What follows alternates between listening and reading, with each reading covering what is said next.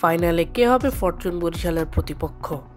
গত রাতে ফর্মে থাকা চিটাগং কিংসকে হারিয়ে ফাইনালে যায় তিন পাণ্ডবের ফরচুন বরিশাল। বরিশালের তারকাখচিত দলে শক্তি বাড়াতে ইতোমধ্যে যোগ দিয়েছেন কিউই অলরাউন্ডার জিমি নিশাম।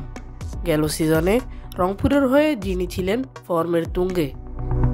অন্যদিকে কোয়ালিফায়ার 1-এ বরিশালের কাছে হেরে যাওয়ায় কোয়ালিফায়ার 2-এ খুলনা টাইগার্সের বিপক্ষে লড়াই করতে হবে চিটাগং কিংসকে। মূলত এই ম্যাচে যে দল জিতবে তারাই হবে ফাইনালে ফরচুন বরিশালের প্রতিপক্ষ।